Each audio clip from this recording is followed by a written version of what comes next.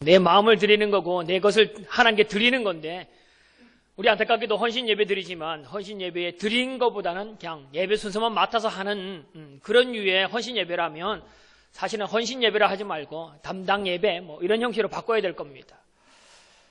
늘 예배의 모습 가운데 헌신, 드려지는 삶이 없으면 하나님 앞에 온전한 예배는 없다는 겁니다. 근데 우리가 헌신 예배하면서 우리 안수 집사님들이 21명입니다. 그 가운데 우리 최창환 집사님이 외국에 나가 계시기 때문에 20명이 우리 안수 집사님으로 계셔야 되는데 오늘 11명이 나와서 찬양을 하시더라고요. 그럼 나머지 분들은 어디 갔는가? 헌신 예배를 드리겠다는 건가? 아니면 그냥 순서니까 알아서 당신들만 예배 드시오라고 하는 건가? 늘 우리가 예배하면서 헌신, 그냥 말로만 헌신하지 말고 진정한 헌신을 드려야 할 겁니다. 헌신 예배할 때마다 제 마음 가운데 오는 것이 뭐냐면 어떤 목사님이 그랬습니다. 헌신, 당신의 몸을 전체를 하나님께 바치는 것이 헌신 예배 드려지는 모습인데 더도 말고 당신의 손가락 하나만 바칠 마음으로 교회에 헌신하십시오. 여러분 몸 다 드리라고 하면 못 드릴 것 같은데 손가락 한 개라도 드릴 마음이 있습니까? 라는 겁니다. 전신이 아닌 작은 부분 하나라도 드리는 것도 힘들어하다는 겁니다. 전체가 다가 아닌 오늘 드려진 이 한 시간도 하나님 앞에 헌신하기가 힘들다는 겁니다. 우리의 일주일의 전부가 다가 아닌 한 시간도 드리기 어렵다는 겁니다. 죄송하지만 우리 새벽기도, 우리 특별 새벽기도를 드립니다. 그 가운데 통계를 보니까, 지금까지 출석 통계를 보니까 죄송합니다. 오늘 안수 집사님들의 새벽기도 출석률이 가장 높아야 되는데 가장 적다라는 것이 출석 통계라고 합니다. 헌신을 하려고 하면 확실한 헌신을 하셔야 됩니다. 늘 우리가 걱정하는 것이 뭐냐면 세상에 한 발, 하나님께 한 발, 세상에 한 발, 교회에 한 발 들여놓고 여기도 아닌 저기도 아닌, 그래도 때에 맞게 주님이 오시는 그날 마치 그래도 주님 편에 다리가 머물러 있으면 다행인데 여기도 아니고 저기도 아니고 양쪽 찢어진 것으로 생각하다가 이것도 아닌 저것도 아닌 사람이 되어지면 박쥐 인생이 되어버리면 그것만큼 불행한 사람이 없습니다. 지금까지 여쭈기도 열심히 했고 여쭈기도 열심히 했는데 어디도 속하지 못한 사람, 신앙생활 한다고 하지만 교회 다니는 사람처럼 얘기하긴 하지만 교회 다닌다고 인정도 할 수 없는 그런 사람, 뭐 다니긴 다니는데 뭐 저랬냐 인정할 수 없는 그런 삶을 산다면 참 불행한 신앙생활을 하는 겁니다. 오늘 우리의 삶 가운데 참된 헌신의 삶, 말로만 헌신 아닌 진정한 헌신이 우리 가운데 있어지길 바랍니다. 주님은 우리를 위해서 온몸을 다 드리셨습니다. 모든 생애를 우리를 위해서 내어놓으신 삶이 바로 예수님의 삶입니다. 그리고 우리가 특별 새벽기도 2주 동안 한다라고 하는데도 그래도 예전보다는 우리 성도들이 더 많은 분들이 동참하십니다. 우리 주말 되면니까 우리 아이들까지도 우리 김도영 집사님의 가정에는 아기가 4명인데 막 태어난 작은 아이까지 다 들쳐업고 새벽에까지 나오는 분들도 계시는가 하면 아예 출석을 하지 않는 목장 그 표에 표 하나 붙이지도 못하는 그런 목장도 없잖아 있다는 겁니다.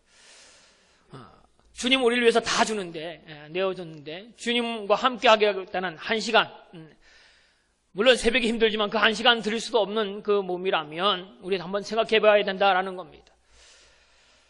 오늘 우리가 종려주일이라고 말합니다. 2000년 전 예수님께서 예루살렘 갈릴리로 사역을 하시다가 이제 예수님의 마지막 때가 되어서 예루살렘으로 입성하게 되었습니다. 예수님의 예루살렘 입성 가운데는 지금까지 경험하지 못했던 많은 사람들의 환호가 있었던 날입니다. 예수님의 일생의 최대의 화려한 날이 바로 이 예루살렘 입성이었고 최대로 열렬히 환영받았던 날이 바로 이 예루살렘 입성하는 날이었습니다. 지금까지의 차원과 틀린 범국민적인 대대적인 나라적인 환호가 있었던 날이 바로 예루살렘 입성이 있었던 날입니다. 그때의 이 본문에 보면 사람들이 종려나무를 꺾어서 호산나를 외치면서 주님을 환호합니다. 그 종려나무는 그 당시에 전쟁에서 승리하고 돌아오는 군대를 향하여, 개선 장군을 향하여 승리를 축하하는 건, 승리를 기뻐하며 맞이할 때에 이 종려나무를 꺾어서 그를 흔들면서 환영한 겁니다. 우리 종려나무, 여러분, 우리 교회도 있는데, 여기 엘리베이터 앞쪽에 보면 오른쪽에 등나무 쪽으로, 그 가로등 쪽에 보면 키 크다 막 하고 위에 있는 거 있습니다. 마치 잎은 이렇게 생겼습니다. 예, 많이 보던 겁니다. 그리고 여름 예국 나갔다 오시다가 보면 그 대추 열매처럼 생긴 거, 우리 먹는 거, 사오는 거 대부분이 종려나무 열매가 바로 그런 것이다라고 말합니다. 그 가지가 우리는 지금 벚꽃이 아니면 은행나무가 가로수이듯이 그 나라에는 많이 있는 나무 중에 하나가 이 종려나무입니다. 그 종려나무를 꺾어서 주님을 호산나, 주님을 찬양했다라는 것은 그들이 예수님을 개선장군으로, 예수님을 메시아로 인정하고 그분을 환호하고 있는 것을 바로 호산나, 종려나무를 흔들면서 환영했던 모습입니다. 그 호산나라는 그 뜻이 뭐냐면 우리를 구원하소서, 이게 호산나입니다. 우리 호산나 한번 주님을 한번 다 같이 한번 크게 한번 외쳐보겠습니다. 자, 시작. 그렇게는 안 했을 겁니다. 그죠? 여러분 연예인들 보셨잖아요. 그죠? 연예인들은 사인 하나 때문에 막 이름을 외치고 막 자기네 팀을 위해서 외치지만 오늘 여기 구원하소서, 물에 빠져 죽는 사람의 구원을 외치는데 구원하세요, 하려면 하시고 마음대로 하세요, 그런 것은 아니었을 겁니다. 우리를 구원하소서라는 그 말은 정말 절대절명의 마음을 담긴 호산나, 구원하소서라는 뜻이었을 겁니다. 여러분 다시 한번 주님 우리를 구원하소서 호산나 한번 크게 외쳐보시기 바랍니다. 다시 시작. 그걸 아마 100배는 돼야지만 구원의 소리가 들릴지 모릅니다. 구원하소서, 우리를 구원하소서 호산나 외침이 열렬히 환영하는 모습이 바로 이 호산나라는 외침이었습니다.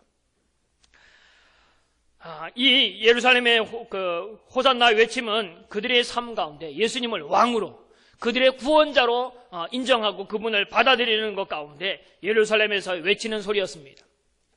3년 동안 갈릴리에서 사역하던 그분이 예루살렘 들어갈 때는 그 예루살렘 입성이 곧 메시아로, 그들의 왕으로 그들을 모셔드리는, 모든 것을 인정하고 그들을 받아들이는 모습이 바로 예루살렘 입성할 때의 모습입니다.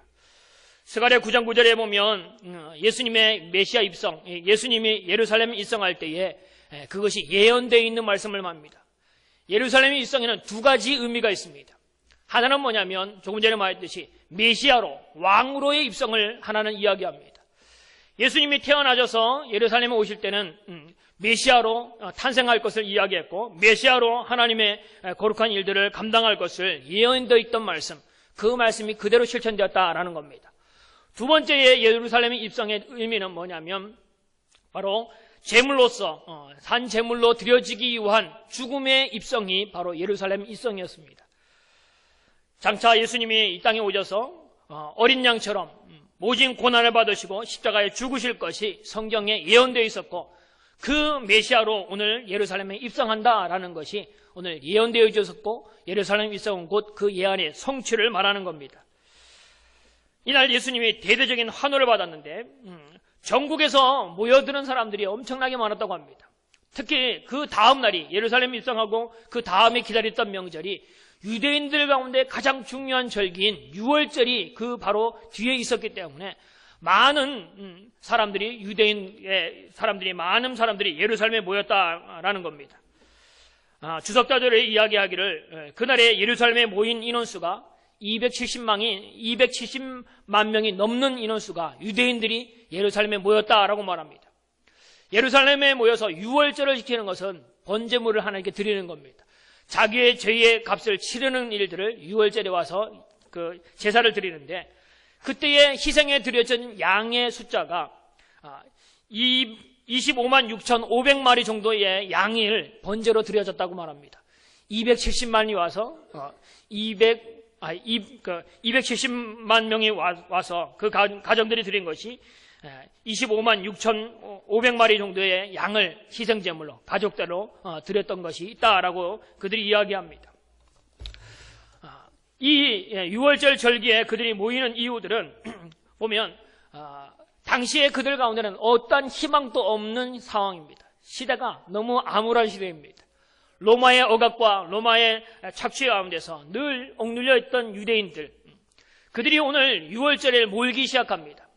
6월절은 하나님의 명령으로 절기를 지키라고 모이라고 하셨던 절기이기도 하지만 이 6월절에는 유일한 그들의 희망이 뭐냐면 지금까지 로마로부터 너무 압제를 당하고 있기 때문에 그날만이라도 함께 모여서 그들이 서로 이야기를 나누고 그들의 아픔을 이야기하고 유대인들로서의 동질의식을 느끼며 하나님 앞에 제사하는 것이 그들의 유일한 낙이었습니다.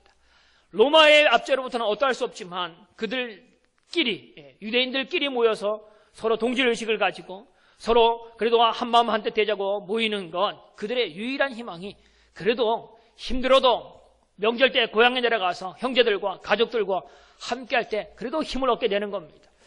그래서 6월절을, 유대인의 가장 중요한 절기인 6월절에 그들이 모이기 시작했습니다.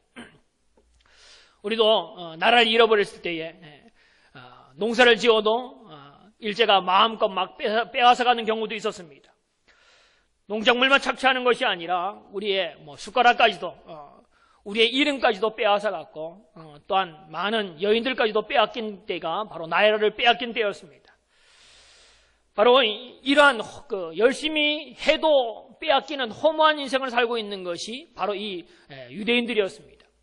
예루살렘에 거하는 그들, 하나님의 이름으로 모였던 그들 가운데 뭘 해도 지금 다 빼앗겨버리는 시대이기 때문에 그들이 너무나 암울하고 너무나 힘들었다는 겁니다. 그래서 우리나라도 그때 힘들 때, 일제에 힘들 때 불렀던 노래가 뭐냐면 울밑에선 봉선아, 울밑에선 봉선아 내 모양이 처량하다라고 하면서 한탄하기도 하고 그리워하기도 하는 노래였는데, 그들 또한 우리의 심정과 같이, 나라를 빼앗길 때의 심정과 같이 암울하고 힘들어하는 그때였다는 겁니다. 그래서 그들이 바라는 것은 뭐냐면 언젠가는 이 일들을 해결할 분이 올 것이다 라는 그런 마음만 가지고 있었던 겁니다. 로마의 압제에 대해서 그들이 반란을 일으키려도 반란을 일으킬 수 없습니다. 로마의 힘이 너무나 컸기 때문에 반란을 일으킨다는 것은 죽음을 각오하는 것이고 나라가 더 힘들어지는 것밖에 될 수 없기 때문에 감히 도전하는 마음조차 잃어버립니다. 더군다나 로마에서 반란꾼들이 생겼다라고 하면 반란꾼을 잡아다가 이 사람들을 사형을 처하는 방법이 뭐냐면 십자가형이라는 겁니다. 반란꾼을 죽이기 위해서, 모범적으로 죽이기 위해서 만들어 놓은 사형 제도가 이 십자가형입니다. 그래서 그 십자가에 달려서 피를 흘려 죽이고 그것이 많은 사람들을 보는 앞에서 하루 이틀 3일 오랜 시간 동안 사람들의 죽음의 표본으로 너희들이 반란만 일으키는 사람이 있다면 이 사람과 같이 십자가에서 벌거벗긴 채로 죽어갈 것이다 라는 것을 위협적으로 보여주는 사형틀이 바로 십자가형이었다는 겁니다. 그 가운데 이스라엘 백성들, 하나님의 사람들이 두려움 나머지 이 반란을 일으킨다는 것 자체까지도 잃어버렸다는 겁니다. 그 위험 가운데서 오직 그들은 270만 명이 되는 많은 사람들이 모이는 이유들이 뭐냐면 동질의식, 그래도 우리는 한 민족이고 한 나라고 하나님의 사람이다, 우리 서로 위로하고 서로 격려하면서 그 나라를 바라보자라는 마음으로 그 6월절에 모이기 시작했다는 겁니다. 특히 더 바라보는 것은 오직 하늘만 바라볼 수밖에 없는 겁니다. 힘들면 힘들수록 바라보는 것이 뭐냐면 대망사상, 예수님의 오실, 메시아가 오실 것을 기다리는 마음만 그들 가운데 점점점 더해갔습니다. 우리나라도 해방되기 전에 우리나라의 많은 사람들이 마음 가운데 전해지던 마음이 이제 곧 일본이 망할 것이다 라는 기대감이 마음속에 있었다라고 말합니다. 떠벌려 놓지는 못하지만 이신전신, 이제는 곧 망할 거야 라는 마음을 계속 가지고 있었다는 겁니다. 이 바로 예루살렘에 모이는 이스라엘 백성들, 유대인들이 하는 마음이 뭐냐면 이제 로마는 곧 망할 것이다 라는 마음이 그들 마음 가운데, 그들 민심 가운데 숨겨져 있던 마음들이 그 가운데 있었습니다. 그래서 더 많은 사람들이 그 마지막 6월절에는, 예루살렘 입성한 그 6월절에는 더 많은 사람들이 예루살렘에 모였다라고 이야기합니다. 이것이 때로는 우리가 말했듯이 민심이라고 말하는데, 그 민심은 하나님, 하늘이 준 마음이다라고 해서 민심은 천심이다까지도 이야기합니다. 각자의 처지에서 예루살렘에 모였던 그 마음 가운데는 뭐냐면 영적인 각성, 영적인 마음이 주는 마음이 뭐냐면 메시아가 올 것이다라는 마음이 모든 백성들 가운데에 하나님을 바라보는 마음 가운데 더 절실했던 마음이 바로 메시아의 대망사건, 주님이 오실 것을 더 기다리는 마음이 그들 가운데 지금 예루살렘을 모이는 이유들 중에 하나가 그 마음이 더 강했다는 겁니다. 나라는 어렵고 주님을 기다리는 마음이 강한 그때에 혜성같이 나타난 분이 계신데 그분이 바로 예수님입니다. 갑자기 젊은 한 사람이 나타나는데 오병이어의 기적을 통해서 많은 사람을 먹이고도 남는 기적을 만들어냅니다. 그 젊은 사람이 나병 환자를 깨끗게 하는 일들을 합니다. 안진뱅이를 일으킵니다. 눈먼 자를 눈뜨게 합니다. 귀신 들린 자들이 주님 앞에서 완전히 쫓겨나고 그 귀신 들린 자가 온전히 회복되는 일들이 일어납니다. 38년 된 병자가 주님의 말씀 한마디에 고침받는 일들이 일어납니다. 그분이 가는 곳마다 놀라운 일들이 그 가운데 있었다라는 겁니다. 그 모습을 보면서 이분이 바로 메시아구나 라는 마음이 더 확실하게 들었다는 겁니다. 더 결정적인 사건은 뭐냐면 죽었던 나사로가 살아나는 이야기입니다. 죽었던 자가 살아난다. 이것은 메시아가 아니고는, 우리가 기다리던 예수님이 아니고는 이런 일이 있을 수 없다라는 겁니다. 이거는 다른 사람을 기다릴 것이 없다. 이분이 메시아다라는 확실한 증거들이 이 예수님의 하시는 모든 일들 가운데 다 드러나게 되어 있었습니다. 그래서 오늘 예수님의 예루살렘에 입성한다라고 할 때 많은 사람들이 이분은 당연히 메시아다, 이분은 우리가 지금까지 기다렸던 바로 그분이다라고 생각하고 모두가 예수님의 입성을 기뻐하며 종려가지를 꺾어서 개선장군으로서 우리의 모든 것을 회복할 그 메시아로서 호산나 우리를 구원하소서, 모든 백성이 열렬히 지금까지 어떠한 환호보다도 더 열렬한 환호, 자기 삶의 부분적인 해결이 아닌 이 민족의 모든 것을 해결할 분, 우리의 신앙의 모든 문제를 해결할 분, 그분으로 호산나를 외쳤다는 겁니다. 그래서 여러분에게 호산나, 우리는 그 감정이 없기 때문에 호산나가 힘이 없는 호산나를 부르는 이유가 바로 그겁니다. 그들이 고통하고 있기 때문에 그날의 호산나는 정말 온 마음을 다하는 호산나였고, 그들이 흔드는 종려나무의 가지는 정말 힘차게 흔드는, 정말 왕으로 오신 분을 기뻐하며 맞이하는 그런 호산나의 외침이었다는 겁니다. 지금까지 이런 일들은 전무후무한 일이었습니다. 예수님이 하셨던 일들은 지금까지 보지도 듣지도 못했던 일이었기 때문에 이분이 정말 메시아구나라는 것이 확신하다는 겁니다. 이제 그들이 이 예수님을 왕으로 모셔드리면, 그분이 오시면 왕으로 모셔드리면 지금까지 그들이 빼앗겨서 먹을 것이 없어서 고통하고 있는 먹을 문제, 오병이어의 기적을 보니까 우리를 먹을 것으로부터 자유케 하실 것이다. 귀신들이 제압당하고 귀신이 쫓겨나는 걸 보니까 모든 것에서 이길 수 있는 분이다. 안진뱅이가 아니면 38년 병자가 눈먼 자가 치유되는 걸 보면 그분이 우리 가운데 모든 것을 회복할 수 있는 분이다. 또한 그의 모든 권능과 그것을 봐서는 로마를 압제로부터 모든 것을 승리하고 나라를 되찾을 수 있는 그런 왕으로 서기에 합당한 분이다라는 마음이 그들 가운데 있었습니다. 그래서 그들이 호산나, 종려주일 호산나 호산나 외치면서 주님을 열렬히 환영하는 이유입니다. 만왕의 왕으로 그들이 왕으로 오셔서 로마에부터 압제에부터 벗어나게 하는 예수님을 정치적인 메시아로, 정치의 왕으로서 메시아로 받아들이는 겁니다. 그들이 바라는 것은 뭐냐면 이들의 로마의 압제로부터 자유케 하는 것, 그들의 배고픔으로부터 해결하는 예수님, 그런 메시아, 내가 힘들고 고통하고 있는 모든 문제를 해결할, 질병과 내 삶 가운데 문제를 해결할 그런 현실적인 메시아로만 그들이 받아들였습니다. 그래서 저분이 빨리 예루살렘에 올라가셔서 로마로부터 무슨 행동을 취해주기를 원합니다.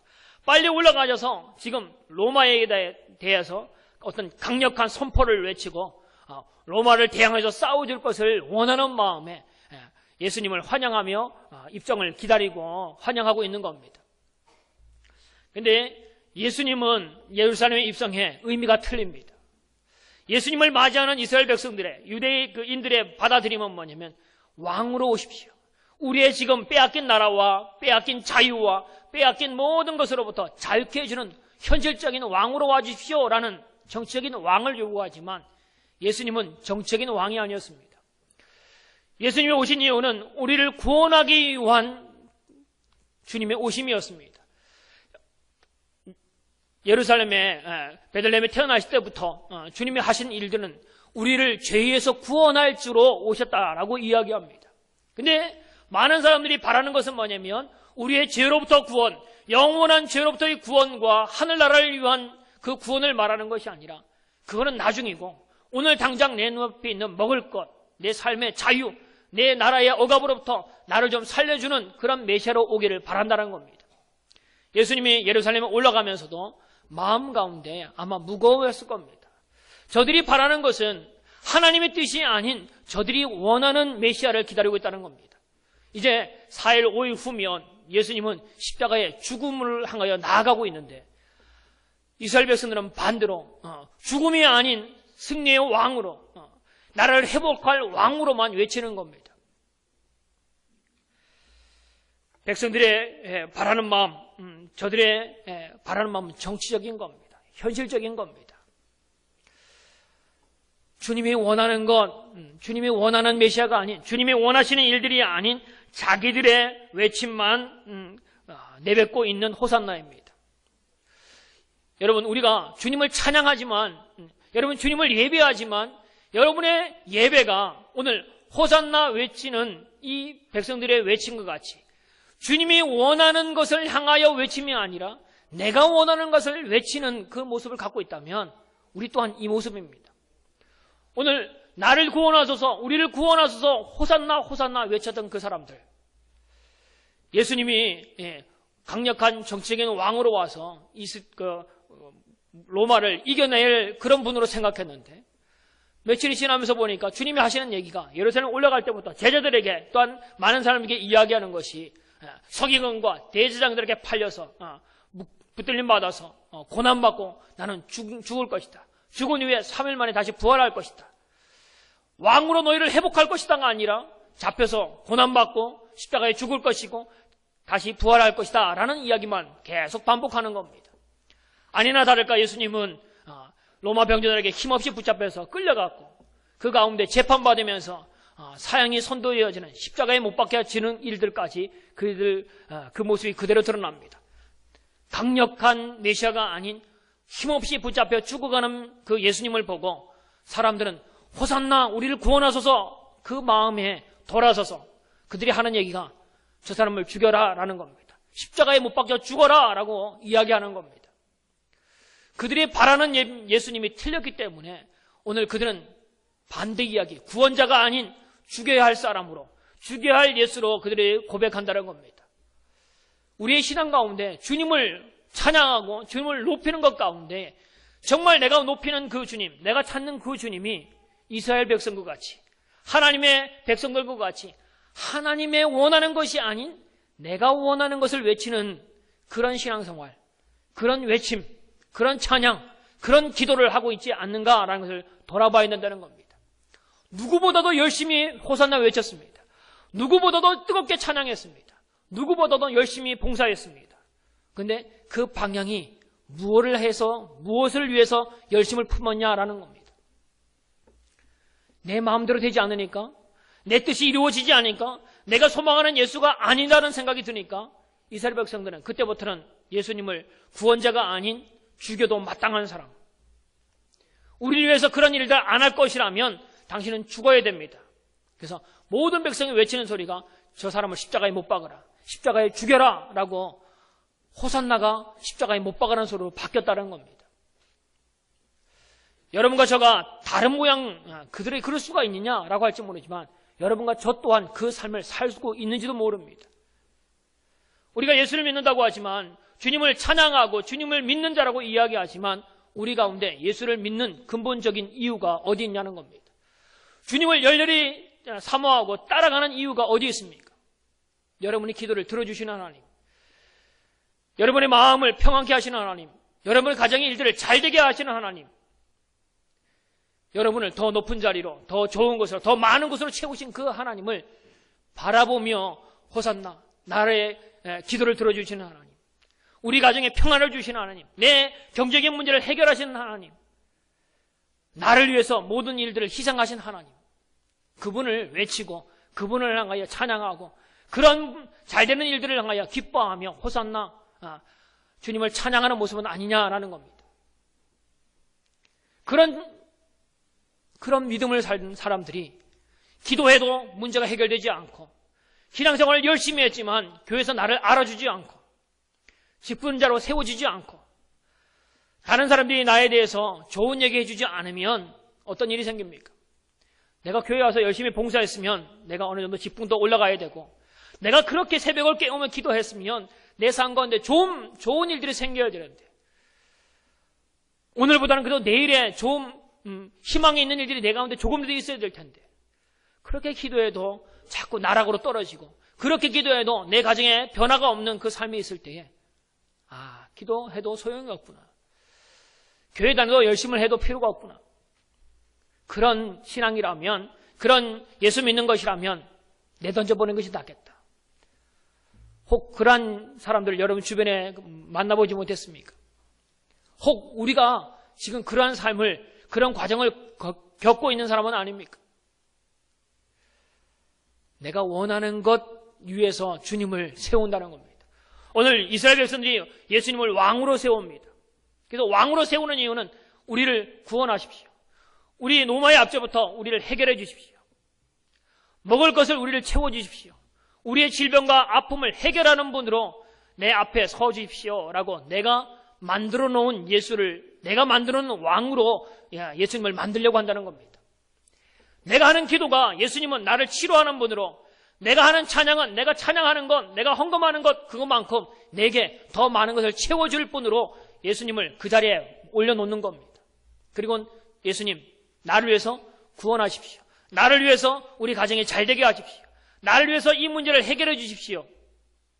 그것을 부르짖는 호산나의 외친 것 같은 신앙생활을 하는 것들이 우리 가운데 있다라는 겁니다. 그 일들이 들어지지 않으면 우리는 실망합니다. 기도를 드려주고 헌신을 했는데 시간이 지나면서 아무 일도 없으면, 기도해도 기도의 능력이 없는 것처럼 응답이 되어지지 않으면 마치 예수님이 십자가에 힘없이 끌려가서 죽어가는 그 모습을 보고 필요도 없는 예수, 십자가에 죽는 것이 마땅하다, 십자가에 못 박으라, 못 박으라, 죽여라, 죽어라 라고 말하는 것처럼 내 기도 생활도 내 던져버리고 하나님을 향해 헌신하는 것도 무슨 소용이 있느냐, 내 맡은 직분이 무슨 소용이 있느냐, 직분도 있으나 마나한 것을 팽개쳐버리고 예배도 팽개쳐버리고 주님을 멀리하는 사람, 십자가에 못 박으라 외치는 사람, 그 모습이 우리의 걸어가는 신앙의 패턴은 아닌가라는 겁니다. 지금까지 여러분 열심히 신앙생활을 하셨는데 그 신앙생활에 열심히 무엇 때문에 열심히 하셨습니까? 내가 원하는 예수를 만들어 놓고 내게 원하는 예수가 되기를 바라는 마음으로 내가 부르짖는 것을 해결해 주는 예수를 따라서 열렬히 환영하고 나를 알아주는 교회를 위해서 헌신하고 있는 모습이라면 오늘 곧 호산나 외치던 그 열정적인 모습은 또 다른 열정으로 뭐냐면 예수를 십자가에 못 박으라. 그런 교회라면 내가 다니지 않겠다. 저런 목사 밑에라면 내가 할 수 없겠다라고 자기가 원하는 것이 아니면 내던져버리는 그런 신앙으로 바뀔 것이라는 겁니다. 호산나의 외침은 너무 아름다운 외침입니다. 근데 그 외침 가운데 숨겨져 있는 더 악랄한 로마의 압제보다도 더 위험한 압제, 로마의 압제보다도 더 위험한 것이 도사리고 있는 것이 그들이 품고 있는 마음에 잘못된 마음으로 호산나 외치는 그 마음이라는 겁니다. 정치적인 메시아, 내 문제를 해결해 줄 메시아로 주님이 오신 것이 아니라는 겁니다. 인류를 구원할, 나를 죄로부터 구원하여서 저들의 죄로부터 구원할 임마누엘 예수님으로 오셔서 우리의 구원자로, 우리의 소망인 하늘나라를 우리에게 주시기 위하여 우리 가운데 오시는 겁니다. 이 땅의 나라와 이 땅의 물질과 이 땅의 것을 해결하지 못한다 할지라도 그보다도 더 귀한 영원한 하늘나라, 영원한 하나님의 뜻, 영원한 하나님의 계획 가운데 세워지도록 하기 위해서 그 일들에서 오셨던 분이 바로 예수님입니다. 근데 우리는 그 예수님을 바라보면서 내 것을 해결할 예수님으로 예수님을 그 자리에 올려놓으려고 한다는 겁니다. 내가 신앙생활 열심히 해서 예수님은 이런 분이야 라고 내 뜻을 이루기 위해서 해결하는 분으로 내가 만들어 놓는 분이 되어지는 겁니다. 그것이 뭐냐면 열심을 품어서 그 열심으로 예수님을 모양을 만들어서 딱 고정시켜 놓는 것. 예수님의 뜻이 아닌 내 마음대로 예수님을 주물러서 예수님은 내 뜻을 해결해 주는 분으로 만들어 놓는 것. 그것이 뭐냐면 우상이라는 겁니다. 우상은 내 뜻을 해결해 주기 위해서 내가 어떻게 하면, 내가 잘해주면 내 것이 잘 떨어질 것이다, 해결할 것이다 라고 내가 만들어 놓은 신이 우상이라는 겁니다. 그래서 여러분, 우상을 믿는 사람들은 내가 신을 얼르고 달랩니다. 무속신앙에다 무당을 구탄본해서 푸닥거리 한다 그러죠. 그래서 귀신을 달랩니다. 내가 먹을 거 한 개 더 주고, 때로는 용왕신을 믿는 사람들은 옛날에는 바다에다가 여인 하나를 떨어뜨려서 달려놓고, 내가 그 바다를 건너가는 겁니다. 내가 주무를 수 있는 신, 그게 우상입니다. 예수님을 마치 내가 주무를 수 있는 예수님으로 만들어 놓는 신앙을 하고 있는 것은 아니냐라는 겁니다. 주님이 원하는 신앙은 그 신앙이 아니라는 겁니다. 주님이 오신 이유가 무엇인지를 모르는 이스라엘 백성들, 모르는 하나님의 사람들이 외치는 그 속에 주님을, 당신은 이런 주님으로 내게 그 자리에 앉아주십시오라고 우리의 신앙을 굳어가고 있는 그들. 며칠 후면, 금방입니다. 며칠 후면 예루살렘 입성해서 며칠 후에 호산나가 십자가에 못 박아는 새로 바뀝니다. 나는 아니라고 생각합니까? 나는 절대 그렇지 않으리라고 생각합니까? 베드로가 절대 나는 주님을 팔지 않을 겁니다. 장담하고 장담했습니다. 예수님의 수제자였던 베드로도, 장담했던 그 베드로도 주님을 배반하는 자가 되었지 않습니까? 여러분과 저 또한 정말 나는 그런 신앙을 살지 않습니다. 내 호산나라고 주님을 찬양하던 모습이, 내 입술이 주님을 십자가에 못 박으라고 그렇게 말하는 사람은 절대 아닐 겁니다 라고 여러분 장담하십니까? 여러분 지금까지 기도하면서 낭망한 적은 없습니까? 여러분 예배하면서 정말 여러분이 예배하는 이유가 내 삶의 구원자로 오신 주님을 기뻐하여 예배했습니까? 예배의 이유, 기도의 이유, 여러분의 헌신의 이유가 주님을 주님으로 인정하는 것 가운데 했습니까? 아니면 여러분 직분 때문에, 여러분의 그래도 체면 치레를 위해서 여러분이 무엇인가 교회에서 예배하고 봉사하고 헌금하고 여러분 체면에 한 것은 아닙니까? 여러분 체면에 했다면 그 체면에 맞게 여러분이 일하지 못하면 그 체면도 내팽개쳐 버릴 겁니다. 여러분 삶 가운데 여러분이 원하는 것이 이루어지지 않으면, 다른 사람이 인정해 주지 않으면, 교회에서 여러분을 직분자로 세워주지 않으면 때로는 여러분 또 그 가운데에 시험 들어서 낭망하는 사람이 되어질 겁니다. 오늘 우리 가운데 참된 부르짖음, 참된 삶을 살아야 됩니다. 그래서 어떤 신학자는 그러한 신앙을 너무 값싼 신앙, 값싼 은혜, 값싼 복음을 믿는 한국교회다라고 비평하기도 했습니다. 진정한 복이 무엇이냐라는 겁니다. 진정한 신앙의 길이 무엇이냐라는 것이 중요합니다. 우리 현대인들은 죽음이라는 문제를 그렇게 대수롭게 생각하지 않습니다. 많은 사람들이 죽었다라고 하면 옛날에는 막 두렵고 떨리고 그것이 막 흥분되어지고 했는데 요즘은 많은 사람이 죽어도 그런가 보다라고 합니다. 지금은 죽음을 이야기는 많이 듣지만 죽음을 직접적으로 삶에 경험하기가 어렵습니다. 죽으면 다 어디로 가냐면 영안실로 가 있기 때문에 죽음을 직접 목격하는 경우들은 많지 않습니다. 중환자실에서 대부분 돌아가시기 때문에 간병하다가 그 직접 죽음을 맞이하는 얼굴들은 보기가 어렵다는 겁니다. 예전에 우리가 병원에서 장례식을 하기 전에 대부분 가정에서 장례식을 지낼 때는 병품 하나에 삶과 죽음, 죽음자와 산자가 함께 공존하는 때가 있었습니다. 그래서 그 죽음의 자리가 때로는 거룩한 장소이고 때로는 두려움의 장소이고 깊이 묵상하는 장소가 바로 장례식의 자리였습니다. 우리 교회도 장례식이 있고 하지만 영안실에 가도 영락원에 가도 죽어있는 사람과는 틀린 관계가 멀어져 있는 상황입니다. 죽은 사람은 그 냉동실에 안치되어 있고 산자들만이 모여서 드리는 예배이기 때문에 죽음의 문제가 그렇게 눈앞에 다가오지 않습니다. 직접 죽음의 사람을 보고 직접 그 죽음의 의미를 깨닫고 하는 것은 그냥 들려지는 이야기로 듣는 것이지 그 죽음을 목격하지 않기 때문에 크게 의미를 느끼지 못하고 그냥 장례식을 지낸 것으로만 여길 수밖에 없는, 그래서 오늘날 죽음에 대해서 현실적인 교육이 사라진 때다라고 말합니다. 자녀들 가운데 아직 죽음에 이르지 않고 아직까지도 그래도 내가 나이가 어리니까 죽음하고는 멀어졌다라고 생각하는 그런 세대는 아닌가라는 겁니다. 정말 현실적인 죽음의 문제를 교육할 수 있는 교육의 장이 좋은 시설 때문에 장례식은 잘 지낼 수 있는 것이지만 죽음이 주는 의미는 잊어버린 때가 아닌가라는 겁니다. 산다는 것이 곧 죽는다라는 것을 의미한다고 말합니다. 삶은 곧 죽음과 연결되어 있는 겁니다.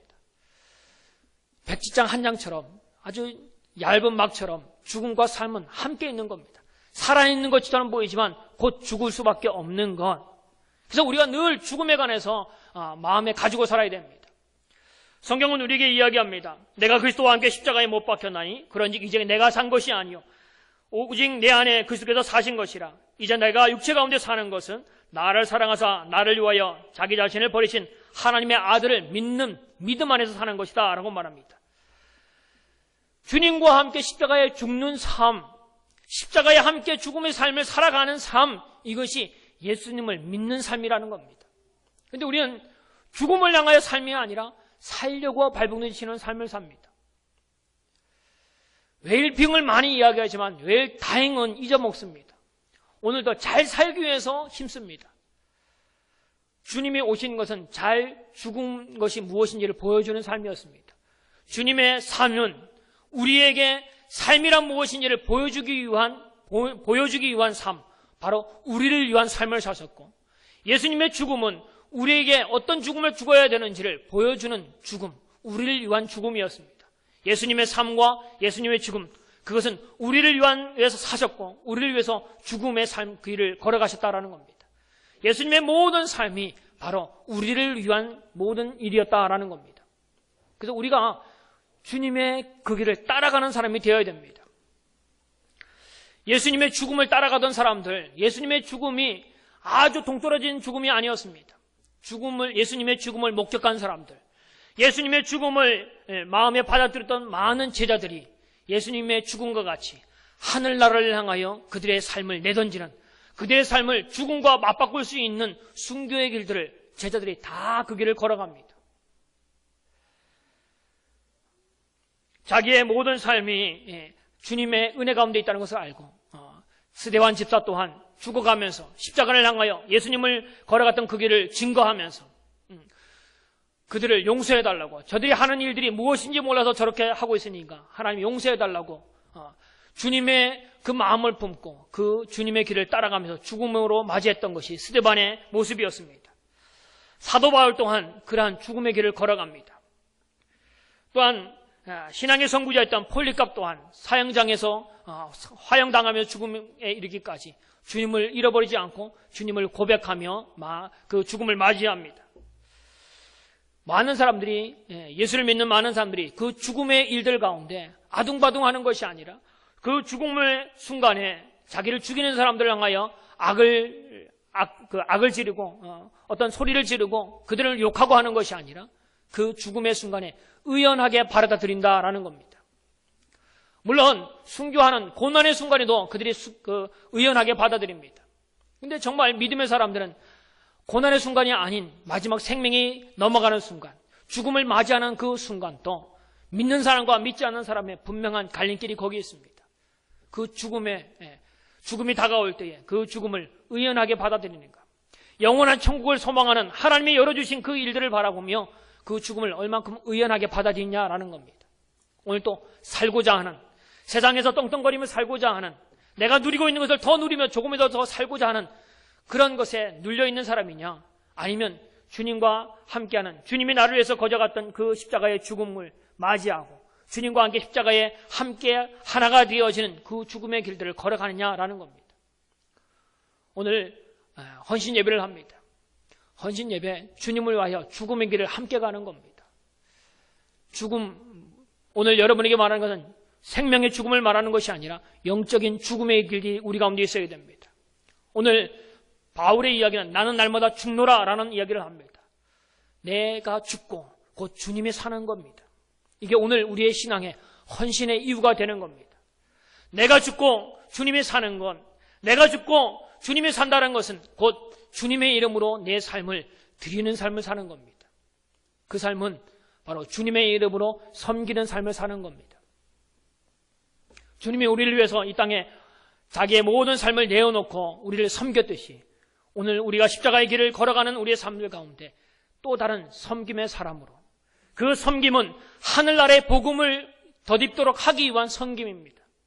내가 섬김을 통하여 그가 예수 그리스도를 영접하고 그 또한 하늘나라의 구원의 은혜 가운데 머물도록 하기 위한 섬김입니다. 오늘 성강교회 가운데는 모든 은혜가 주님 안에 그리스도와 함께 십자가에 죽어가는 은혜가 있기를 바랍니다. 그 죽음의 의미는 뭐냐면 주님과 함께 십자가에 죽기까지 섬겼던 그 자리로 나아가는, 섬김의 죽음의 자리로 나아가는 겁니다. 그게 헌신이고 그게 신앙의 삶입니다. 오늘 교회 가운데 제가 권사님들 그 일권사의 담당이라서 원래 할 때마다 가서 그런 얘기를 많이 합니다. 직분 맡았다면 직분에 합당한 일들을 하라는 얘기를 많이 합니다. 좀 권사님들한테 혹독한 소리를 좀 많이 하는 편입니다. 오늘 안수 집사님들 헌신 예배인데 우리 안수 집사님들뿐 아니라 여러분이 맡고 있는 직분들, 여러분이 맡고 있는 그 일들이 무엇 때문에 여러분 직분을 맡았습니까? 교회에서 그냥 성도로 부르기가 민망해서 그렇습니까? 목사고 장로고 권사고 안수집사고 그 존칭이 듣기 좋아서 그걸 받았습니까? 무엇 때문에 그 직분을 여러분이 받기를 원하고 그렇게 갈망했습니까? 일하려고, 헌신하려고, 하나님 일들에 동참하려고 했던 겁니다. 헌신을 이야기하고, 헌신은 곧 하나님의 모양으로, 예수 그리스도의 모양으로 낮아지는 겁니다. 헌신, 내 몸을 하나님의 원하시는 곳에 드리겠다는 겁니다. 신앙은 바로 내 몸을, 내 삶을 하나님의 원하는 모습으로 드리는 삶이 헌신의 삶입니다.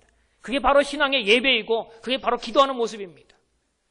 여러분, 직분을 가졌다면, 그 헌신의 자리에 여러분이 서겠다고 하셨다면 그 일들 가운데 헌신하는, 섬기는 자리로 나아가시길 바랍니다. 직분을 계급으로 생각하지 마십시오. 장로가 되기 위한 전초 작업이 안수집사라고 착각하지 마십시오. 헌신되어지지 않은 사람이 높은 자리에 세워지면 그 교회가 그 사람 때문에 어려워지는 겁니다. 목사가 목사로서의 일을 감당하지 못하면 그 교회가 성장하기 어렵습니다. 목사로서의 모습을 갖추기 않으면 어렵다는 겁니다. 하나님이 원하는 자리에 세운 이유는 헌신하라고, 하나님을 닮아가는 삶을 살라고, 하나님의 섬김의 삶을 십자가에서 죽기까지 했던 그 삶을 살라고, 너도 그 자리에서도 그 일들을 하라고 맡겨주셨는데 우리는 내가 누군데 라고 하는 계급장으로 생각하고 직분이 올라가면 올라갈수록 일하지 않고 명령하는 사람으로, 다른 사람을 판단하는 사람으로 세워지려 하는 것이 문제라는 겁니다. 그래서 시간이 지나면 그런 교회는 점점점 소리만 요란합니다. 더 힘들어지는, 그 사람들 때문에 더 힘들어지는 겁니다. 내 자리가 무엇인지, 오늘 호산나 호산나, 나를 직분자로 세운 것 기뻐서 소리치고, 내가 무엇인가 나타내는 것 때문에, 인기를 얻는 것 때문에 기뻐서 소리치던 모습이라면, 내 뜻이 이루어지는 것 때문에, 교회에서 내 입김이 커지는 것 때문에 더 소리를 드높였던 그런 호산나 외침이었다면, 조금 후에 여러분의 힘이 점점 빠져가면, 죄송하지만 나이가 점점 들어져서 힘이 없어지면 여러분은 곧 필요 없는 직분 버려버리고 십자가에 못 박으라고 외치는 사람의 모습과 같이 주님까지도 버려버릴 그런 모습으로 전락하는 사람이 되지 말라는 법은 없습니다. 오늘 내가 부르짖는 예수, 주님을 부르며 호산나를 외치던 내 신앙생활에 외치고 외치는 것이 무엇인지를 점검하시고, 그것이 잘못된 헌신이었다면, 잘못된 외침이었다면 곧 나 또한 주님을 십자가에 못 박고 교회를 향하여 대항하고 교회의 일들을 가로막는 사람, 말만 떠버리는 사람이 되어서 구원의 길이 아닌 주님의 십자가를 못 박는 길, 하나님의 부흥의 역사가 아닌 어려움의 일들을 만들어내는 그런 사람들이 되어질 수밖에 없다는 겁니다. 오늘 백성들이 외쳤던 호산나, 그 호산나의 외침이 온전한 외침, 온전한 환호가 될 수 있는 은혜가 있기를 바랍니다. 내가 예배하는 것, 내가 부르짖는 것, 내가 기도하는 것, 내가 헌신하는 것, 이 모든 것이 입술만 떠벌리고 내가 원하는 것을 만들어 놓으려고 하는 외침이 아닌 진정한 호산나, 주님을 구원자로 모셔드리는, 주님을 나의 구주로 모셔드리는 참된 호산나 외침.